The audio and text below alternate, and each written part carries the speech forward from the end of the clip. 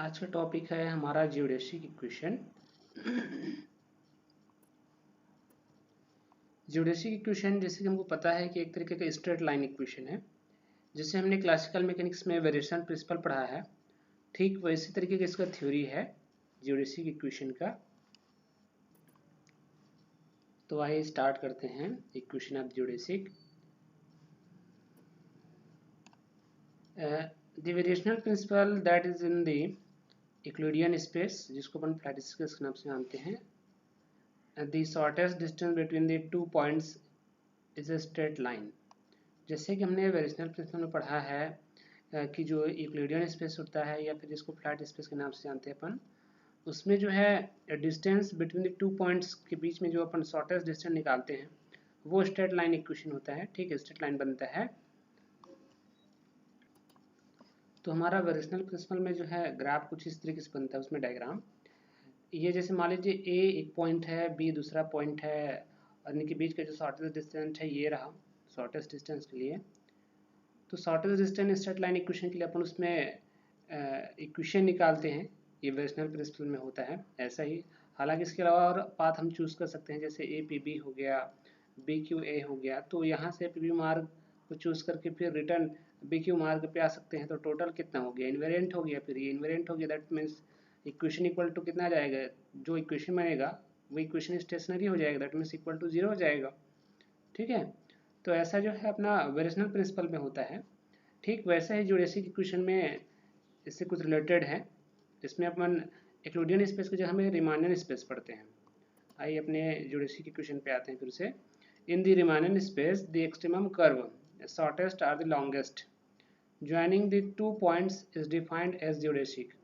यहाँ पे क्या बोल रहा है कि जो रिमानियन स्पेस होता है, जिसको अपन एक्सट्रीमम कर्व के नाम से जानते हैं, या फिर शॉर्टेस्ट या फिर लॉन्गेस्ट जो पाथ होता है 2 पॉइंट की ज्वाइनिंग के लिए, उसके थ्रू जो है जियोडेसिक क्या होता है, डिफाइंड होता है। उसको अपन जियोडेसिक बोल सकते हैं। And this may also be defined as the extremum curve joining 2 points on the surface. और जो एक्सट्रीमम कर्व होगा ज्वाइनिंग के लिए, दोनों पॉइंट की ज्वाइनिंग के लिए, वही अपना क्या होगा, कर्व होगा। उसी को अपन एक्सट्रीमम पाथ बोलेंगे दोनों पॉइंट के लिए, दोनों ज्वाइनिंग पॉइंट के लिए। In the general theory of relativity the space is curve and due to the gravitational and the curve followed by the falling body between the given points is defined as the geodesic। Upon general theory of relativity की बात करें तो उसमें जो space curve होता है वो किसके थ्रू होता है, जो ग्रेविटेशनल होता है फोर्स, उसके थ्रू जो कर्व बनता है वो स्पेशल थ्योरी ऑफ रिलेटिविटी में आएगा। एंड जो कर्व होगा वो कर्व को जो फॉलो करने वाला होगा, जो जो बॉडी फ्रीली वहाँ से मूव कर रहा होता है या फिर गिर रहा होता है, तो उसके लिए अपन 2 पॉइंट डिसाइड करते हैं, उसको अपन जियोडेसिक बोल सकते हैं। तो मान लीजिए कोई बॉडी जो है स्पेस से फ्रीली क्या कर रहा है, अर्थ की तरफ आ रहा है या फिर गिर रहा है वहाँ से, तो उसके लिए अपन 2 पॉइंट डिसाइड करके जो है सीधा सीधा स्ट्रेट लाइन या फिर एक्सट्रीमम पाथ या फिर लॉन्गेस्ट पाथ के लिए निकाल सकते हैं इक्वेशन। तो इसको अपन जियोडेसिक इक्वेशन के नाम से जानेंगे। मैथमेटिकली इसको अपन कैसे रिप्रेजेंट करें, mathematically we may defined geodesic between the 2 points A and B. यहाँ पे हमारे पास 2 पॉइंट है, पॉइंट ए एंड बी। इन दोनों के बीच में जो है हमको पाथ ले करके उसका इक्वेशन निकालना है as the path between them. And we can write here integration from b to a to b and into ds is a stationary, or integration of b to a and del into ds equal to 0। तो ये हमारा equation बनेगा geodesic के लिए। इसको हम कैसे लिख सकते हैं इस इक्वेशन को, इसको जो है इंटीग्रेशन फॉर्म डिफरेंशिएशन फॉर्म में लिख लें तो हाफ सामने आ जाएगा, half integration of B A to B 1 by D S into del into D S square equal to 0, ऐसे लिख सकते हैं। यदि इसको आप सॉल्व करते हैं इस इक्वेशन को आप सॉल्व करेंगे तो ये ऊपर वाला जो इक्वेशन है ऑटोमेटिक आ जाएगा। जैसे ये अपन इसका क्या करें, डिफरेंशिएशन करें तो 2 सामने आ जाएगा। ठीक है, 2 सामने आ जाएगा तो 2 से 2 ये कैंसिल हो गया। ठीक, और ये कितना आ जाएगा, फिर इतना आ जाएगी। तो इस तरीके से जो फिजिक्स में जस्ट उल्टा होता है, आप नीचे वाले इक्वेशन को सॉल्व करेंगे तो ऊपर वाला इक्वेशन ऑटोमेटिक आ जाता है। And let us assume that the end point A and B of the path are fixed and the path is deformed by the giving every intermediate point and an arbitrary infinitesimal displacement del x sigma, so that expression क्या बोल रहा है यहाँ पे कि जो हमारे पास दो पॉइंट ए और बी जो हमने चूज किया है फिक्स्ड पाथ के लिए, एंड जो ये जो पाथ है वो डी फॉर्म हो सकता है किसके थ्रू, वो जो इंटरमीडिएट अपन पॉइंट लेंगे इन दोनों के बीच में, इन दोनों पॉइंट, ये जो दो फिक्स पॉइंट हमारे पास ए और बी है स्पेस में, इन दोनों पॉइंट के बीच में यदि आपको इंटरमीडिएट पॉइंट लेते हैं तो वो क्या हो जाएगा, जो आपका पाथ है वो डी फॉर्म हो जाएगा, एंड इनफिनिटेसिमल जो उसका डिस्प्लेसमेंट होगा उसको अपन क्या लिखेंगे, डेल एक्स सिग्मा लेंगे। तो इसके लिए अपन इक्वेशन, इसके लिए अपन एक्सप्रेशन कैसे दे सकते हैं, इसके लिए अपना एक्सप्रेशन होगा d S square equal to g mu v into D x mu into D x v, इस तरीके से अपन इक्वेशन ले सकते हैं। ठीक है, यहाँ पे हमारे पास दो पॉइंट है, पॉइंट ए और बी, तो उसके लिए हमने जो है यहाँ पे लिया है इंडेक्सेस के रूप में म्यू एंड भी, क्या लिया है, म्यू एंड भी। अब इसको जो है आप डिफरेंशिएट करिए, डिफरेंशिएट करेंगे अपन तो 2ds into del d S equal to d x mu into D x v into del ji mu v upon del x sigma into del x sigma plus ji mu v D x v into del d x mu and plus ji mu v and D x mu into del d x v. इसको आप solve करेंगे, ठीक है, तो तीन हमारे पास, एक बार इसके रिस्पेक्ट में डिफरेंशिएशन होगा जी म्यू के रिस्पेक्ट में, तो ये दोनों कांस्टेंट रहेंगे, फिर एक बार इसके रिस्पेक्ट में डिफरेंशिएशन होगा, फिर एक बार इसके रिस्पेक्ट में डिफरेंशिएशन होगा, तो तीन टर्म्स आएगा हमारे पास। तो एक टर्म्स ये हो गया इतना, दूसरा टर्म्स ये हो गया, फिर तीसरा टर्म्स ये हो गया, वन बाय वन डिफरेंशिएशन करते जाएंगे, तो किसी इनमें से किसी एक का डिफरेंशिएट करेंगे तो बाकी दो कांस्टेंट रहेगा, फिर एक का डिफरेंशिएशन करेंगे तो दो और कांस्टेंट रहेगा, इस तरीके से अपन इसको डिफरेंशिएट कर सकते हैं। एंड उसके बाद जो है इस वैल्यू को अपन कहाँ रख दें, इस वैल्यू को अपन पुट अप करते हैं, हमने जो इक्वेशन निकाला है, इक्वेशन जो हमारे पास ऊपर में फर्स्ट इक्वेशन जो है या फिर 11.159 है, वहाँ पे अपन इसको पुट अप कर सकते हैं। इस इक्वेशन पे उसको हम क्या करते हैं, पुट अप करते हैं, अभी भी जो हमने वैल्यू निकाला है ये डी एस स्क्वायर की जगह में इस वैल्यू पे जो है अपन पुट अप करते हैं, फिर डी एस का वैल्यू यहाँ पुट अप करते हैं। ठीक है, दोनों में से किसी में भी आप पुट अप कर दीजिए, यहाँ फिर यहाँ कर लेते हैं अपन। उसके पहले इसको थोड़ा सा मॉडिफाई करना पड़ेगा, ये 2 को इधर ले आएंगे तो हाफ हो जाएगा और जो डी एस है सबके साथ डिवाइड हो जाएगा। ठीक है, डिवाइड कर लेते हैं इसको अपन, तो यहाँ पे देखिए D x mu by D S हो गया, वैल्यू रखने, यहाँ वैल्यू रखने के बाद इतना है ना, इक्वेशन पर 11.159 में इसको थोड़ा सा सॉल्व करने के बाद ऐसा आएगा, उसके बाद अपन को वहाँ पे रखना पड़ेगा, और इतना इक्वल टू क्या हो गया, 0 हो गया। तो ये डी एस जो है यहाँ पे, ये डी एस है इसके साथ डिवाइड होगा, D x mu by D S हो गया, D X V by D S हो गया, ये टर्म्स जैसा का तैसा है, डेल एक्स सिग्मा का सिग्मा हो गया, फिर यहाँ भी वही होगा, जी म्यू भी का जी म्यू भी हो गया, डी एक्स भी बाई डी एस हो गया, एंड उसके बाद d x mu upon D s रख सकते हैं, है ना, ये डेल एक्स म्यू का डेल एक्स म्यू रहा, एंड जी म्यू भी का जी म्यू भी, फिर से यहाँ पे d x mu by D s रख सकते हैं अपन, and d by D S del x v रख सकते हैं। ठीक है, तो इस तरीके से हमने जो है वैल्यू पुट अप कर दिया, and putting the dummy indexes index sigma for mu. और उसके बाद क्या पुट अप करना है, म्यू की जगह में सिग्मा पुट अप करेंगे इन द सेकेंड टर्म्स में, एंड फॉर भी in the third terms of this equation. तो इसके सेकेंड टर्म्स में, इस टर्म में और इस टर्म में, इन दोनों टर्म्स में अपन क्या करेंगे, सिग्मा। ठीक है, क्या पुट अप करने वाले हैं अपन, सिग्मा। ठीक है, जहाँ जहाँ म्यू होगा और जहाँ जहाँ भी होगा, इस टर्म्स में, सेकेंड टर्म्स में और थर्ड टर्म्स में, तो इन दोनों टर्म्स में जहाँ पे म्यू होगा, जहाँ पे भी होगा, वहाँ पे अपन क्या पुट अप करने वाले हैं, वहाँ पे अपन सिग्मा पुट अप करने वाले हैं। तो चलिए पुट अप कर लेते हैं, ये टर्म्स तो जैसा का तैसा रहेगा, ये टर्म्स अपना जैसा है वैसा ही रहेगा। तो यहाँ पे ये जो फर्स्ट टर्म है इसको हमने जैसा का तैसा लिख दिया, यहाँ पे d x mu by D s, d x by D S and D x भी by D s, d x भी by D S and del ji mu v upon del x sigma ये भी वैसा ही है, del जी mu v upon del x sigma into del x sigma, ये del x sigma, ठीक है। यहाँ पे अल्फा हो गया, ये सिग्मा ही है। उसके बाद ये जो सेकेंड टर्म्स है यहाँ पे हमने चेंज करना है। यहाँ पे अपन चेंज करेंगे, ये हाफ का तो हाफ आ गया सबके लिए, इंटीग्रेशन का इंटीग्रेशन आ गया। जी म्यू भी, तो म्यू की जगह में आप देख रहे हैं यहाँ पे क्या हमने रखा है, सिग्मा। म्यू की जगह यहाँ पे हमने क्या रखना है, सिग्मा। इसमें कहा है कि सेकंड टर्म में म्यू की जगह हम क्या रखेंगे, सिग्मा रखेंगे, और थर्ड टर्म में वी की जगह हम सिग्मा रखेंगे।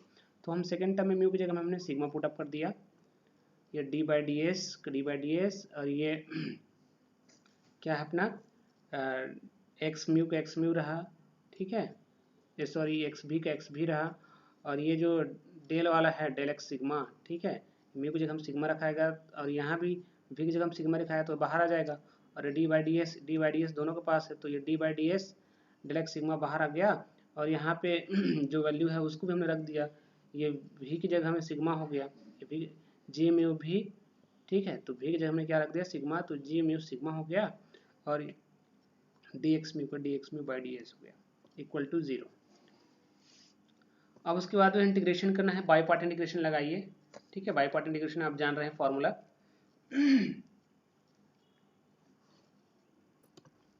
इसके बाद हम सेकेंड टर्म्स का क्या करेंगे, बाई पार्ट इंटीग्रेशन करेंगे। तो ये सेकेंड टर्म्स का अपन बाई पार्ट इंटीग्रेशन किया हमने, half integration a to b d x mu by D S into D x भी बाई डी एस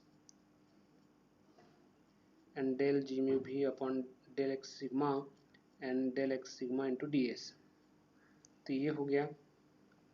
एंड उसके बाद प्लस हाफ फिर से आएगा, जी सिग्मा भी डी एक्स भी by D S plus ji mu sigma into D x mu by D S into del x sigma.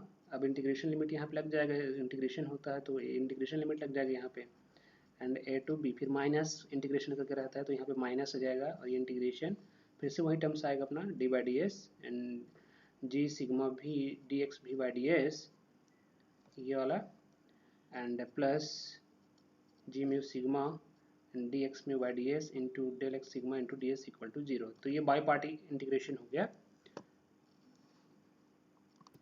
अब इसको अपन क्या कर सकते हैं, थोड़ा सा रीअरेंज कर लेते हैं। रीअरेंज करने के बाद हमको मिल जाएगा half integration of a to b and D x mu by D S and D x भी by D S into del ji mu v upon del x sigma into minus d by D s, minus d by D s, integration limit लगाने के बाद and ji sigma भी D x भी by D S plus ji mu sigma into D x mu by D S into del x sigma into D S equal to 0। ये पूरे के लिए है ये वाला अपना फैक्टर। तो इस तरीके से हमने ये इसको थोड़ा रीअरेंज कर लिया।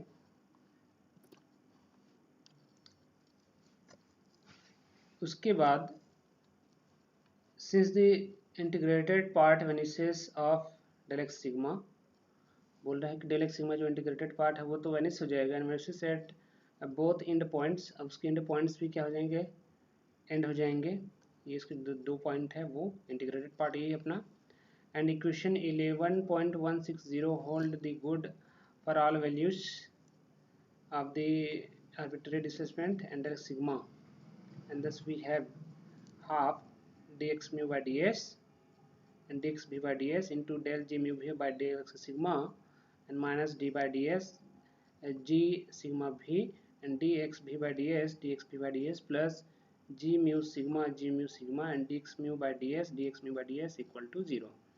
ठीक है, ये आर्बिट्रेरी डिस्प्लेसमेंट है डेल एक्स सिग्मा, इसलिए इतना लिख सकते हैं इसको अपन, इस इक्वेशन को जो है यहाँ पे अपन ने लिख लिया।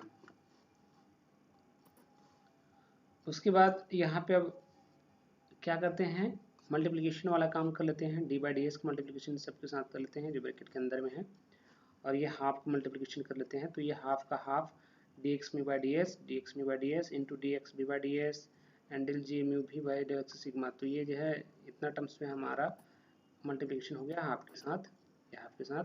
अब हाफ, ये हाफ का हाफ हो गया, माइनस हाफ, ये माइनस है तो ये minus half, and d by D s multiplication इसके साथ करिए जी सिग्मा भी के साथ, तो जी sigma v by D S and d by D s multiplication इसके साथ करेंगे तो क्या हो जाएगा, अच्छा, पहले मल्टीप्लिकेशन करने के बाद जो है थोड़ा सा रीअरेंज कर लिया है, फिर D x sigma v by D S हो गया, एंड माइनस आप जी एक्स सिग्मा लेते हैं, फिर से जी सिग्मा भी हो गया, माइनस आप जी सिग्मा भी, एंड उसके बाद डी स्क्वायर, ये वाला टर्म्स यहाँ पे लिख दिया, उसको अरेंज करके लिख दिया है यहाँ पे। तो डी बाई डी एस का मल्टीप्लिकेशन है, जब इसके साथ करेंगे तो डी स्क्वायर एक्स भी बाई डी एस स्क्वायर आ जाएगा, है ना। डी बाई डी एस का मल्टीप्लिकेशन जब इसके साथ करेंगे आप तो ये आ गया, और उसके बाद फिर से अपन माइनस हाफ लिख लेंगे, ये माइनस हाफ फिर से मल्टीप्लिकेशन यहाँ पे आ जाएगा, फिर डी जी यहाँ पे d g mu sigma upon D s, और d x mu by D s होगा, फिर minus half g mu sigma आएगा, और d by D s multiplication इसके साथ होगा, तो d square x mu by D S square. तो इतना इस तरीके से आ गया इक्वेशन अपना। अब उसके बाद इसको थोड़ा फिर से रीअरेंज कर लेते हैं। तो ये ऊपर वाला जो टर्म्स हमारा आया है इतना, ये डी बाई डी एस का मल्टीप्लिकेशन इसके साथ करने पर, और ये हाफ का मल्टीप्लिकेशन इन सब के साथ करने पर जो है हमारा इक्वेशन इतना बन गया। मल्टीप्लिकेशन आसान है, कर सकते हैं आप। उसके बाद इस इक्वेशन पे जो है, इतने पूरे इक्वेशन पे अपन क्या करेंगे, जहाँ पे d ji sigma v by D s होगा वहाँ पे अपन ये वैल्यू रखेंगे, इतना रखेंगे। तो आइए वैल्यू पुट अप कर लेते हैं। तो ये टर्म्स आप इतना जो देख रहे हैं, ये टर्म्स जैसा है ये सेम वैसे यहाँ पे लिखा गया है नेक्स्ट स्टेप में। फिर ये हाफ का हाफ, उसके बाद यहाँ पे देखेंगे आप D G sigma v by D s है, तो उसकी जो हम क्या वैल्यू पुटअप करेंगे, हम इसको पुटअप करेंगे। तो ये वैल्यू पुटअप कर लेते हैं। तो del g sigma v by d x mu into D x mu by D S, and D x भी बाई डी एस का डी एस है, माइनस हाफ का हाफ। फिर उसके बाद क्या रखेंगे अपन, डेल जी mu sigma upon d x v into D x भी by D S into D x mu by D S. ये भी जैसे का तैसे ही है। स्क्वायर वाले को एक तरफ लिखा गया है, बिना स्क्वायर वाले को एक तरफ लिखा गया है, ठीक है। तो ये जो है यहाँ पे ये देख लीजिए, ये एक हो गया D g mu sigma upon D S, इसको हमने यहाँ पे लिख दिया है। और उसके बाद जो है, जो हमारे पास म्यू सिग्मा है, D g mu sigma upon D s है, और ये वाला टर्म्स एक हो, ठीक है, ये वाला टर्म्स जो है तो उन सबको जो है यहाँ पे हमने लिख दिया है। फिर del ji mu B by d x v into D x भी by D S into D x mu by D S हो गया। तो यहाँ पर भी आप देख सकते हैं D g mu sigma upon D s है, तो इसकी जगह में भी अपन ऐसा काम करेंगे, ऐसा काम यहाँ पर भी कर लेंगे, और वैल्यू को हमने रख देना है। तो क्या हो जाएगा, डेल जी mu sigma upon d x v होगा into sorry del x v होगा, यहाँ पे ये डेल होगा, डेल एक्स भी होगा इंटू डेल एक्स भी बाई डेल एस होगा, ठीक है। तो इतना हो जाएगा अपना डी एक्स भी बाई डी एस होगा, ये तो ठीक है। यहाँ पे डेल एक्स भी होगा। तो ये काम कर लिया हमने। उसके बाद ये माइनस हाफ का हाफ जी सिग्मा भी, ये जी सिग्मा भी, ये माइनस हाफ जी सिग्मा भी, उसके बाद ये टर्म्स बचा था एक, और ये टर्म्स बचा था एक। तो दोनों टर्म्स को हमने लिख लिया यहाँ पे, ये दोनों टर्म्स हो गए जैसे कि तैसे। इसके बाद इक्वेशन को दोनों को सेपरेट कर लेते हैं, अलग अलग कर लेते हैं। यहाँ पे जो हमने ऊपर में इक्वेशन निकाला है, ठीक है, इस इक्वेशन को जो है सेपरेट कर लेते हैं, इसको जो अपन सेपरेट कर लेते हैं। सेपरेट कर लिया हमने यहाँ पे, हाफ डी एक्स में by D s, d x भी बाई डी एस, जहाँ जहाँ से बाहर निकलना था वहाँ से हमने इतना बाहर निकाल दिया, जो बचा वो इतना रहा, और माइनस हाफ बाहर निकाल दिया। फिर जो इक्वेशन जो टर्म्स बचा था उसको हमने यहाँ पे लिख दिया इक्वल टू 0। अब उसके बाद क्या करते हैं यहाँ पे कि ये हाफ डी एक्स म्यू अपन डी एक्स भी बाई डी एस, ये तो जैसा का तैसा है ना, ये टर्म्स भी जैसा का तैसा है, ये टर्म्स भी क्या है, जैसा का तैसा है। यहाँ पे हमने क्या किया है, where the replace the domain basis mu and B by the epsilon. तो म्यू और भी की जगह हमने क्या लिखा है, यहाँ पे एप्सिलॉन लिखा है, ठीक है, लास्ट टर्म में, इस टर्म में, ठीक है। ये जो टर्म्स है इसमें अपन ने क्या लिखा है, म्यू और भी की जगह में एप्सिलॉन हमने लिखा है। तो जहाँ जहाँ म्यू है और भी है वहाँ पे हमने क्या लिख दिया, एप्सिलॉन लिख दिया। तो यहाँ पे आप देख रहे हैं ये भी है तो इसकी जगह में एप्सिलॉन, ये म्यू है तो इसकी जगह में एप्सिलॉन। तो हमने म्यू और भी की जगह में एप्सिलॉन लिखा है केवल इस लास्ट टर्म पे, इसी टर्म पे हमने यूज़ किया है, लास्ट टर्म में।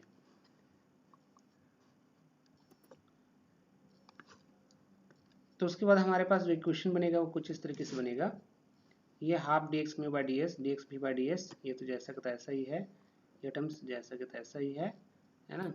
यहाँ पे आप देखिए ये एक हो गया और ये एक हो गया, ये दोनों सेम टर्म्स हो गए। ठीक है, यहाँ पे भी की जगह में एप्सिलॉन आ गया, यहाँ म्यू की जगह में एप्सिलॉन हो गया, तो दोनों सेम टर्म्स हो गए। तो एक और एक कितना हो गया, 2 हो गया। अब ये 2 हो गया तो 2 से ये हाफ वाला जो है कैंसिल होगा, तो बचे कितना, ठीक है, minus G epsilon sigma into D square X epsilon upon D S square equal to 0, इतना बचा अपने पास। फिर उसके बाद ये जो इक्वेशन अपना आया है, इस इक्वेशन पे जो है, इस इक्वेशन पे अपने को क्या करना है, मल्टीप्लाई करना है माइनस जी सिग्मा अल्फा का। तब हमको क्या इक्वेशन मिलता है ये देखते हैं। तो हमने यहाँ पे मल्टीप्लाई कर लिया, ये जी सिग्मा अल्फा हो गया और ये जी सिग्मा, ठीक है। तो ऊपर में क्या था, सिग्मा था तो कट गया, ठीक है। एक तो ये नीचे पे क्या था, यहाँ पे सिग्मा था तो सिग्मा सिग्मा कैंसिल हो गया, लोअर इंडिसेस अपर इंडिसेस कैंसिल, तो ऊपर में क्या बचा, अल्फा बचा, ये इतना टर्म्स आ गया। फिर उसके बाद ये d x mu by D s, d x भी by D s, d x mu by D s, d x भी बाई डी एस, और ये जो है इतने की जगह में आप, ठीक है, इतने की जगह में आप, ये इतने की जगह में जी सिग्मा अल्फा, और इतने की जगह में आप क्या रख सकते हैं, ये गामा सिग्मा म्यू भी रख सकते हैं, ये सॉरी गामा अल्फा म्यू भी रख सकते हैं, गामा अल्फा हमने म्यू भी रख दिया ये, ठीक, इनटू ये इसकी जगह हमें D square x x epsilon upon D square का जैसा का तैसा है, ये हो गया।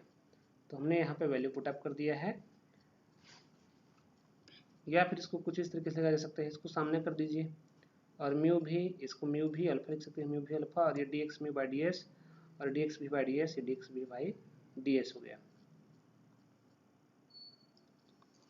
तो ये हमारा क्या है, इक्वेशन ऑफ जियोडेसिक है, यही अपना, यही क्या अपना इक्वेशन ऑफ जियोडेसिक है। यहाँ से आप इक्वेशन ऑफ जियोडेसिक किसको बोल सकते हैं। तो आज का टॉपिक हमारे यहीं तक था। अच्छा, इसमें स्ट्रेट लाइन के लिए थोड़ा सा और बता सकते हैं आप कि जो हमने गामा अल्फा म्यू भी लिया है, यहाँ पे गामा अल्फा जो म्यू भी लिया है, इसकी जगह में आप 0 रख देंगे, तो इक्वेशन जो अपना ये है इक्वेशन, वो रिड्यूस हो जाएगा किसमें, T square X alpha upon D square equal to 0, ठीक है। तो ये जो है आपका स्ट्रेट लाइन का इक्वेशन हो गया। अब यहाँ पे इसको x alpha x a alpha s into b alpha लिख सकते हैं इसको। तो ये स्ट्रेट लाइन इक्वेशन बन रहा है, नहीं बन रहा है, बन गया स्ट्रेट लाइन इक्वेशन। तो ये हमारा स्ट्रेट लाइन इक्वेशन जो है रिप्रेजेंट करता है।